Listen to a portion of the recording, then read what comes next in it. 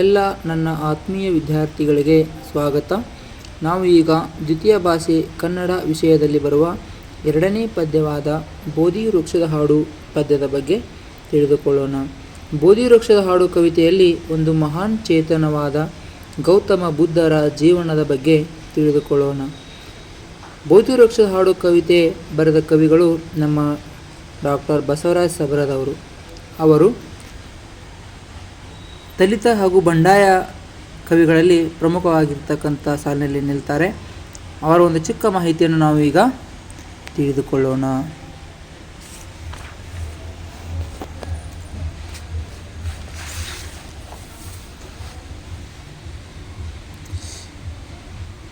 ವಿದ್ಯಾರ್ಥಿಗಳೇ, ಬಸವರಾಜ ಸಬರದವರ ಬಗ್ಗೆ ತಿಳಿದುಕೊಳ್ಳೋಣ. ಡಾಕ್ಟರ್ ಬಸವರಾಜ ಸಬರದ್ ಅವರು ದಿನಾಂಕ 1954ರಲ್ಲಿ ಕೊಪ್ಪಳ ಜಿಲ್ಲೆಯ ಕುಕನೂರಿನಲ್ಲಿ ಜನಿಸಿದರು. ಇವರು ಬಸವೇಶ್ವರ ಮತ್ತು ಪುರಂದರದಾಸರು ಒಂದು ಸಾಂಸ್ಕೃತಿಕ ಅಧ್ಯಯನ ಎನ್ನುವ ಪ್ರೌಢ ಪ್ರಬಂಧಕ್ಕೆ PhD ಪದವಿ ಪಡೆದಿದ್ದಾರೆ. ಇವರು ಅಸ್ಪೃಶ್ಯತಾ ನಿವಾರಣೆ, ದೇವದಾಸಿ ವಿಮೋಚನಾ ಹೋರಾಟ, ಅಂತರ್ಜಾತಿ ವಿವಾಹಗಳಿಗೆ ಪ್ರೋತ್ಸಾಹ, ದಲಿತ ಬಂಡಾಯ ಚಳವಳಿಯ ನೇತಾರರಾಗಿ ಹಲವಾರು ಜನಪರ ಹೋರಾಟದಲ್ಲಿ ಭಾಗವಹಿಸಿದ್ದಾರೆ. ವಿದ್ಯಾರ್ಥಿಗಳೇ, ನಮ್ಮ ಕವಿಗಳಾಗಿರ್ತಕ್ಕಂಥ ಬಸವರಾಜ ಸಬರದವರ ಬಗ್ಗೆ ನೀವೀಗ ನೋಡ್ತಾ ಇದ್ದೀರಿ. ಇದು ಅವರ ಒಂದು ಭಾವಚಿತ್ರವಾಗಿದೆ. ಅವ್ರ ಬಗ್ಗೆ ಹೇಳಬೇಕಂದ್ರೆ, ಬಸವರಾಜ ಸಬರದವರು 1954ರಲ್ಲಿ ಕೊಪ್ಪಳ ಜಿಲ್ಲೆಯಲ್ಲಿ ಬರುವ ಕುಕನೂರು ಅಂತಕ್ಕಂಥ ಊರಲ್ಲಿ ಇವರು ಜನಿಸ್ತಾರೆ. ಇವರು ಬರೆದಿರ್ತಕ್ಕಂಥ ಬಸವೇಶ್ವರ ಮತ್ತು ಪುರಂದರದಾಸರು ಒಂದು ಸಾಂಸ್ಕೃತಿಕ ಅಧ್ಯಯನ ಅನ್ನುವ ಪ್ರೌಢ ಪ್ರಬಂಧಕ್ಕೆ ಡಾಕ್ಟರೇಟ್ ಪದವಿ ಅಂದರೆ PhD ಪದವಿಯನ್ನು ಕೂಡ ಅವರು ಪಡ್ಕೊಂಡಿದ್ದಾರೆ. ಇವರು ಪ್ರಮುಖವಾಗಿ ಅಸ್ಪೃಶ್ಯತಾ ನಿವಾರಣೆ, ದೇವದಾಸಿ ವಿಮೋಚನಾ ಹೋರಾಟ, ಅಂತರ್ಜಾತಿ ವಿವಾಹಗಳಿಗೆ ಪ್ರೋತ್ಸಾಹ, ದಲಿತ ಬಂಡಾಯ ಚಳವಳಿಯ ನೇತಾರರಾಗಿ ಹಲವಾರು ಜನಪರ ಹೋರಾಟಗಳಲ್ಲಿ ಭಾಗವಹಿಸಿದ್ದಾರೆ. ಹಾಗೆ ಇವರು ಬರೆದಿರ್ತಕ್ಕಂಥ ಕೃತಿಗಳನ್ನು ನೋಡ್ತಾ ಹೋಗೋಣ. ಮೊದಲನೇದಾಗಿ ನನ್ನವರ ಹಾಡು, ಹೋರಾಟ, ಮೂಡಲಕ ಕೆಂಪು ಮೂಡ್ಯಾವ, 100 ಹನಿಗಳು, ದನಿಯೆತ್ತಿ ಹಾಡೇನ, ಬೆಳದಿಂಗಳು ಬಿಸಿಲಾತು, ಇವು ಅವರು ಬರೆದಿರುವಂಥ ಪ್ರಮುಖ ಕವನ ಸಂಕಲನಗಳಾಗಿದ್ದಾವೆ. ಆಮೇಲೆ ಪ್ರತಿರೂಪ, ರೆಕ್ಕೆ ಮೂಡಿದಾಗ, ನರಬಲಿ, ಬೆಳ್ಳಕ್ಕಿ ಸಾಲು, ಇವು ಅವರು ಬರೆದ ಪ್ರಮುಖ ನಾಟಕಗಳು. ವಿದ್ಯಾರ್ಥಿಗಳೇ, ನಿಮಗೆ ಒಂದು ಅಂಕದ ಪ್ರಶ್ನೆ ಅಥವಾ 3 ಅಂಕದ ಪ್ರಶ್ನೆ ನಿಮಗೆ ಬಸವರಾಜ ಸಬರದವರ ಬಗ್ಗೆ ಕೇಳಬಹುದು. ಆಮೇಲೆ ಇಷ್ಟೆಲ್ಲ ಬರೆದಿರ್ತಕ್ಕಂಥವರಿಗೆ ಬಂದಿರೋ ಪ್ರಶಸ್ತಿಗಳು ಯಾವಪ್ಪ ಅಂತಂದರೆ, ಇವರಿಗೆ ದೇವರಾಜ ಬಹದ್ದೂರ್ ಪ್ರಶಸ್ತಿ, ಕುವೆಂಪು ಸಾಹಿತ್ಯ ಪುರಸ್ಕಾರ, ಪೆರ್ಲ ಕೃಷ್ಣ ಭಟ್ಟ ಪ್ರಶಸ್ತಿ, ಕಾವ್ಯಾನಂದ ಪ್ರಶಸ್ತಿ, ಸಾಹಿತ್ಯಶ್ರೀ ಪ್ರಶಸ್ತಿ, ಕರ್ನಾಟಕ ನಾಟಕ ಅಕಾಡೆಮಿ ಪ್ರಶಸ್ತಿ ಇತ್ಯಾದಿಗಳು ಇವರಿಗೆ ಲಭಿಸಿವೆ. ನೋಡಿ ವಿದ್ಯಾರ್ಥಿಗಳೇ, ಭಾಳ ಫೇಮಸ್ ಆಗಿರ್ತಕ್ಕಂಥ ನಮ್ಮ ಡಾಕ್ಟರ್ ಬಸವರಾಜ ಸಬರದವರಿಗೆ ಅತ್ಯುನ್ನತವಾಗಿರ್ತಕ್ಕಂಥ ಪ್ರಶಸ್ತಿಗಳು ದೊರೀತಾ ಹೋಗ್ತವೆ. ಮೊದಲನೇದಾಗಿ ದೇವರಾಜ ಬಹದ್ದೂರ್ ಪ್ರಶಸ್ತಿ ಕೂಡ ಸಿಗ್ತೈತಿ. ಕುವೆಂಪು ಅವರ ಸಾಹಿತ್ಯ ಪುರಸ್ಕಾರ ಅವರಿಗೆ ಸಿಗ್ತಾ ಹೋಗ್ತದೆ. ಪೆರ್ಲ ಕೃಷ್ಣ ಭಟ್ಟ ಪ್ರಶಸ್ತಿ ಕೂಡ ಅವರಿಗೆ ದೊರೆತಿದೆ. ಆಮೇಲೆ ಕಾವ್ಯಾನಂದ ಪ್ರಶಸ್ತಿ, ಸಾಹಿತ್ಯಶ್ರೀ ಪ್ರಶಸ್ತಿ, ಕರ್ನಾಟಕ ನಾಟಕ ಅಕಾಡೆಮಿ ಪ್ರಶಸ್ತಿ ಮುಂತಾದ ಪ್ರಶಸ್ತಿಗಳು ಇವರಿಗೆ ದೊರೆಯುತ್ತವೆ. ಆಮೇಲೆ ಪ್ರಸ್ತುತ ಕವನವನ್ನು ಇವರು ಬರೆದಿರ್ತಕ್ಕಂಥ ಪದಕಟ್ಟಿ ಹಾಡೇನ ಅನ್ನೋ ಕವನ ಸಂಕಲನದಿಂದ ಆಯ್ಕೆ ಮಾಡಿಕೊಳ್ತಾರೆ. 1 ಅಂಕದ ಪ್ರಶ್ನೆ ಕೇಳಬಹುದು ವಿದ್ಯಾರ್ಥಿಗಳೇ. ಏನೆಂದರೆ, ಬೋಧಿ ವೃಕ್ಷದ ಹಾಡು ಪದ್ಯದ ಆಕರ ಕೃತಿ ಯಾವುದು, ಯಾವ ಕೃತಿಯಿಂದ ಆಯ್ಕೆ ಮಾಡಿಕೊಂಡಿದ್ದಾರೆ ಅಂತ ಪ್ರಶ್ನೆ ಕೇಳಿದರೆ ಉತ್ತರ ಬರೀಬೇಕು, ಪದಕಟ್ಟಿ ಹಾಡೇನ. ಇದು ನಮ್ಮ ಲೇಖಕರಾದ ಬಸವರಾಜ ಸಬರದವರ ಬಗ್ಗೆ ಇರುವ ಒಂದು ಕಿರು ಪರಿಚಯ. ಮುಂದೆ ಇದಾದ ಮೇಲೆ ನಾವು ಪದ್ಯವನ್ನು ನೋಡ್ತಾ ಹೋಗೋಣ. ಇದು ಬಸವರಾಜ ಸಬರದವರ ಒಂದು ಭಾವಚಿತ್ರವಾಗಿದೆ. ಮುಂದೆ ನಮಗೆ ಬರೋದು ಪದ್ಯ. ಭಾಳ ಚೆನ್ನಾಗಿರ್ತಕ್ಕಂಥ ಗೌತಮ ಬುದ್ಧನ ಒಂದು ಜೀವನ ವೃತ್ತಾಂತವನ್ನು ತಿಳಿಸುವಂಥ ಒಂದು ಪದ್ಯ ಇದೆ. ನೋಡೋಣ. ಬೋಧಿ ವೃಕ್ಷದ ಹಾಡು ಪದ್ಯ ಬಹಳ ಸುಂದರವಾಗಿರ್ತಕ್ಕಂಥ ಪದ್ಯ ಇದೆ. ಆ ಪದ್ಯವನ್ನು ನೋಡೋದಕ್ಕಿಂತ ಮುಂಚೆ ಪಾಠ ಪ್ರವೇಶವನ್ನು ಒಂದು ಸಾರಿ ನೋಡಿಬಿಡೋಣ. ಪಾಠ ಪ್ರವೇಶ. ಜಗತ್ತಿನ ಸಕಲ ಚರಾಚರಗಳಲ್ಲಿ ಮಾನವನ ಜೀವನ ಅತ್ಯಂತ ಶ್ರೇಷ್ಠವಾದುದು.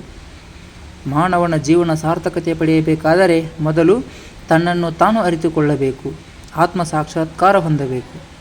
ನೋಡಿ ವಿದ್ಯಾರ್ಥಿಗಳೇ, ಇಲ್ಲಿ ಮಾನವರ ಬಗ್ಗೆ ಹೇಳ್ತಾ ಹೋಗ್ತಾರೆ.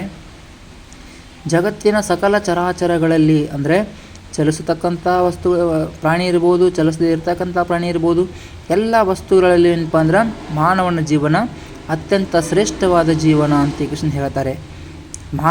ಯಾಕಪ್ಪ ಮಾನವನ ಜೀವನ ಶ್ರೇಷ್ಠ ಅಂದರೆ ಯಾರಿಗೂ ಇರದೇ ಇರತಕ್ಕಂಥ ಬುದ್ಧಿಶಕ್ತಿ ಮಾನವನಿಗೆ ಇರೋದರಿಂದ ಮಾನವ ಅತ್ಯಂತ ಶ್ರೇಷ್ಠವಾದ ಜೀವಿ ಅಂತ ಕೃಷ್ಣಲ್ಲಿ ಹೇಳಬಹುದು.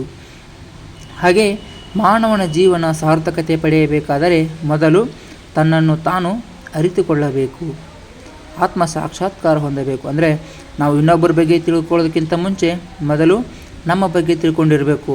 ತನ್ನನ್ನು ತಾನು ಅರಿತುಕೊಂಡಾಗ ಮಾತ್ರ ಏನಪ್ಪ ಅಂದ್ರೆ ಅವನಿಗೆ ಗೊತ್ತಾಗುತ್ತೆ ಇನ್ನೊಬ್ಬರ ಬಗ್ಗೆ ಏನು ಹೇಳಬೇಕು ಅನ್ನೋದು ಗೊತ್ತಾಗುತ್ತೆ. ಜೊತೆಗೆ ಆತ್ಮ ಸಾಕ್ಷಾತ್ಕಾರ ಹೊಂದಬೇಕು. ಅಂದರೆ ನಮ್ಮ ಆತ್ಮ ಯಾವಾಗಲೂ ಸಾಕ್ಷಾತ್ಕಾರದಿಂದ ಕೂಡಿರಬೇಕು. ಅಂದರೆ ಒಳ್ಳೆಯದನ್ನು ಯೋಚನೆ ಮಾಡ್ತಕ್ಕಂಥ ಮನಸ್ಸು ನಮ್ಮದು ಆಗಿರಬೇಕು.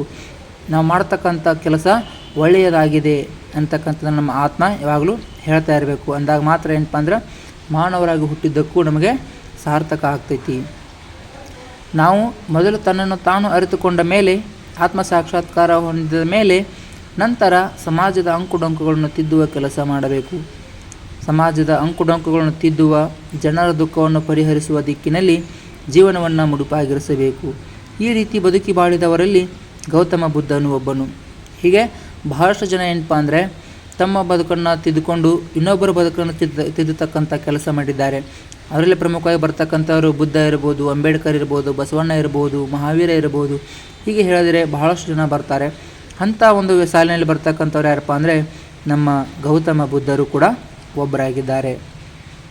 ಇವರ ಜೀವನ ಹೆಂಗಿತ್ತಪ್ಪ ಅಂತ ಇಲ್ಲಿ ಹೇಳ್ತಾ ಹೋಗ್ತಾರೆ ನೋಡಿ. ಲೌಕಿಕ ಸುಖಭೋಗಗಳಿಂದ ಜೀವನದ ಗುರಿ ಸಾಧಿಸಲು ಸಾಧ್ಯವಿಲ್ಲ ಎಂಬುದನ್ನು ಅರಿತ ಬುದ್ಧನು ಗೃಹಸ್ಥ ಜೀವನವನ್ನು ತ್ಯಜಿಸಿ ಬದುಕಿನ ಸತ್ಯ ಕಾಣಲು ಕಾಡನ್ನು ಅಲೆದು ಬೋಧಿ ವೃಕ್ಷದ ಕೆಳಗೆ ತಪಸ್ಸನ್ನು ಆಚರಿಸಿ ಮಹಾಜ್ಞಾನಿಯಾಗಿ ಜೀವನ ಪ್ರೀತಿಯತ್ತ ಸಾಗಿದ ರೀತಿಯೇ ಕವನದ ತಿರುಳಾಗಿದೆ. ನೋಡಿ ವಿದ್ಯಾರ್ಥಿಗಳೇ, ಗೌತಮ ಬುದ್ಧರ ಜೀವನವನ್ನು ಎರಡೇ ಸಾಲಲ್ಲಿ ಹೇಳ್ತಾರೆ. ಏನಪ್ಪ ಅಂದರೆ ಲೌಕಿಕ ಸುಖ ಭೋಗಗಳಿಂದ ಜೀವನದ ಗುರಿ ಸಾಧಿಸಲು ಸಾಧ್ಯವಿಲ್ಲ. ಲೌಕಿಕ ಸುಖ ಭೋಗಗಳಂತಂದರೆ ಮನೆ ಇರ್ಬೋದು, ಹೆಂಡತಿ ಇರ್ಬೋದು, ಮಕ್ಕಳಿರ್ಬೋದು, ಆಸ್ತಿ ಅಂತಸ್ತು ಇರ್ಬೋದು. ಈ ಎಲ್ಲದರಿಂದ ಏನಪ್ಪ ಅಂದ್ರೆ ಜೀವನದ ಗುರಿ ಸಾಧಿಸಲು ಸಾಧ್ಯವಿಲ್ಲ. ಅದಕ್ಕೋಸ್ಕರ ಏನಪ್ಪ ಅಂದ್ರೆ ಬುದ್ಧ ಗೃಹಸ್ಥ ಜೀವನವನ್ನು ತ್ಯಜಿಸಿ, ಅಂದರೆ ಮನೆ ಅಂತಕ್ಕಂಥ ಮನೆ, ಮಕ್ಕಳು, ಹೆಂಡತಿ, ಐಶ್ವರ್ಯ, ಅಧಿಕಾರ ಅಂತಕ್ಕಂಥ ಎಲ್ಲ ಒಂದು ಜೀವನವನ್ನು ತ್ಯಜಿಸಿ ಬದುಕಿನ ಸತ್ಯ ಕಾಣಲು ಕಾಡನ್ನು ಅಲೆದು, ಅಂದರೆ ಕಾಡನ್ನು ಅಲೆದಿರ್ತಕ್ಕಂಥ ಬುದ್ಧ ಕೊನೆಗೆ ಬೋಧಿ ವೃಕ್ಷದ ಕೆಳಗೆ ತಪಸ್ಸನ್ನು ಆಚರಿಸಿ ಮಹಾಜ್ಞಾನಿಯಾದ. ಬೋಧಿ ವೃಕ್ಷದ ಕೆಳಗೆ ಘೋರವಾಗಿರ್ತಕ್ಕಂಥ ಗಾಳಿ, ಮಳೆ, ಬೆಳಕು, ಬಿಸಿಲು ಎಲ್ಲವನ್ನು ತಡೆದುಕೊಂಡು ಏನಪ್ಪ ಅಂದರೆ ತಪಸ್ಸನ್ನು ಆಚರಿಸಿ ಮಹಾಜ್ಞಾನಿ ಆಗ್ತಾನೆ. ಜೊತೆಗೆ ಜೀವನ ಪ್ರೀತಿಯತ್ತ ಸಾಗಿದ ರೀತಿಯೇ ಕವನದ ತಿರುಳಾಗಿದೆ. ಈ ಕವನದಲ್ಲಿ ಹೇಳ್ತಕ್ಕಂಥದ್ದು ಏನಪ್ಪ ಅಂದ್ರೆ ಜೀವನದ ಪ್ರೀತಿಯನ್ನು ಹೇಳ್ತಕ್ಕಂಥ ಒಂದು ಕವನವಾಗಿದೆ. ಹಾಗೆ ಹೇಳ್ತಾರೆ, ಬುದ್ಧನಂತೆಯೇ ಪ್ರತಿಯೊಬ್ಬರೂ ತನ್ನ ತಾನು ಅರಿಯುವುದರೊಂದಿಗೆ ಬದುಕಿನ ನಿಜವಾದ ಅರ್ಥ ತಿಳಿದು ಜೀವನ ಮೌಲ್ಯಗಳನ್ನು ರೂಢಿಸಿಕೊಂಡು ಸಮಾಜದಲ್ಲಿ ಒಂದಾಗಿ ಬಾಳಬೇಕು. ಮತ್ತೇನು ಹೇಳ್ತಾರಪ್ಪ ಅಂದರೆ ಸಮಾಜದಲ್ಲಿರ್ತಕ್ಕಂಥ ಪ್ರತಿಯೊಬ್ಬರೂ ಏನಪ್ಪ ಅಂದ್ರೆ ಪ್ರತಿಯೊಬ್ಬ ವ್ಯಕ್ತಿಯೂ ಕೂಡ ಏನಪ್ಪ ಅಂದರೆ ಬುದ್ಧನಂತೆಯೇ ತನ್ನನ್ನು ತಾನು ಅರಿತುಕೊಂಡು ಬದುಕಿನ ನಿಜವಾದ ಅರ್ಥವನ್ನು ತಿಳ್ಕೋಬೇಕು. ಜೊತೆಗೆ ಜೀವನದ ಮೌಲ್ಯಗಳನ್ನು ರೂಢಿಸಿಕೊಂಡು ಸಮಾಜದಲ್ಲಿ ಒಂದಾಗಿ ಬಾಳಬೇಕು. ಸಮಾಜದಲ್ಲಿ ನಡೀತಕ್ಕಂಥ ತಪ್ಪು ತಡೆಗಳನ್ನು, ಅಂಕುಡೊಂಕುಗಳನ್ನು ತಿದ್ದುವ ಕೆಲಸವನ್ನು ಮಾಡಬೇಕು. ಹೀಗೆ ಜೀವ ಪ್ರೀತಿಯ ಎದುರು ಎಲ್ಲವೂ ನಶ್ವರ ಎಂಬ ನಿಜ ಸಂಗತಿಯನ್ನು ಬುದ್ಧನ ಜೀವನ ವೃತ್ತಾಂತದ ಮೂಲಕ ಕವಿ ಹೇಳುತ್ತಿದ್ದಾರೆ. ಜೀವನದಲ್ಲಿ ಯಾವುದು ಶಾಶ್ವತ, ಯಾವುದು ಅಶಾಶ್ವತ, ನಶ್ವರ ಅನ್ನೋದರ ಬಗ್ಗೆ ಬುದ್ಧನ ಒಂದು ಜೀವನ ವೃತ್ತಾಂತದ ಮೂಲಕ ಜನರಿಗೆ ತಿಳಿಸ್ತಕ್ಕಂಥ ಕೆಲಸವನ್ನು ನಮ್ಮ ಕವಿಗಳಾಗಿರ್ತಕ್ಕಂಥ ಡಾಕ್ಟರ್ ಬಸವರಾಜ ಸಬ್ರದವರು ನಮಗೆ ಇಲ್ಲಿ ಹೇಳ್ತಾ ಹೋಗ್ತಾರೆ. ವಿದ್ಯಾರ್ಥಿಗಳೇ, ಇದು ಪಾಠ ಪ್ರವೇಶ. ಮುಂದೆ ಏನಪ್ಪ ಅಂದರೆ ಬುದ್ಧನ ಜೀವನದಲ್ಲಿ ಏನೇನು ಆಗ್ತೈತಿ, ಅವನು ಯಾಕೆ ಆ ಥರ ಆಗ್ತಾನೆ, ಯಾಕೆ ಅವನು ಸನ್ಯಾಸಿ ಆಗ್ತಾನೆ, ಜೀವನದಲ್ಲಿ ಏನು ಇದ್ರೆ ಒಳ್ಳೆಯದಾಗ್ತೈತಿ ಅನ್ನೋದ್ರ ಬಗ್ಗೆ ಬುದ್ಧ ನಮಗೆ ಬುದ್ಧನ ಬಗ್ಗೆ ನಮಗೆ ಮುಂದೆ ತಿಳಿತಾ ಹೋಗ್ತೈತಿ. ವಿದ್ಯಾರ್ಥಿಗಳೇ, ನಿಮಗೆ ತಿಳಿದಿರಲಿ ಬುದ್ಧನ ಬಗ್ಗೆ ಏನಪ್ಪ ಅಂದರೆ ಬುದ್ಧ ಹುಟ್ಟುತ್ತಾ ರಾಜಕುಮಾರ, ಅಂದರೆ ಒಬ್ಬ ರಾಜನ ಮಗ. ಶುದ್ಧೋಧನ ಅವನ ತಂದೆಯ ಹೆಸರು, ತ್ರಿಶಿಲಾದೇವಿ ತಾಯಿಯ ಹೆಸರು. ಇವರು ಏನಪ್ಪ ಅಂದರೆ ಒಬ್ಬ ರಾಜರ ಕುಟುಂಬದಲ್ಲಿ ಜನಿಸಿರ್ತಕ್ಕಂಥ ಬುದ್ಧ ಮುಂದೆ ಸನ್ಯಾಸಿ ಯಾಕೆ ಆದ ಅಂತಕ್ಕಂಥ ಸನ್ನಿವೇಶನ ನಾವು ಮುಂದಿನ ಸಂಚಿಕೆಯಲ್ಲಿ ಹೇಳ್ತಾ ಹೋಗ್ತೀನಿ. ಇದು ಬೋಧಿ ವೃಕ್ಷದ ಹಾಡು ಅಂತಕ್ಕಂಥ ಪದ್ಯದ ಕವಿ ಪರಿಚಯ ಹಾಗೂ ಪಾಠ ಪ್ರವೇಶ.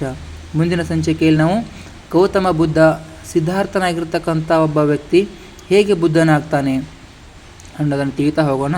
ಜೊತೆಗೆ ರಾಜಕುಮಾರನಾಗಿರ್ತಕ್ಕಂಥವನು ಯಾಕೆ ರಾಜ್ಯವನ್ನು ತ್ಯಜಿಸಿ ಸನ್ಯಾಸಿ ಆಗ್ತಕ್ಕಂಥದ್ದನ್ನು ಬಯಸ್ತಾನೆ ಅನ್ನೋದನ್ನು ನಾವು ಮುಂದಿನ ತರಗತಿಯಲ್ಲಿ ನೋಡೋಣ. ಎಲ್ಲರಿಗೂ ಧನ್ಯವಾದಗಳು.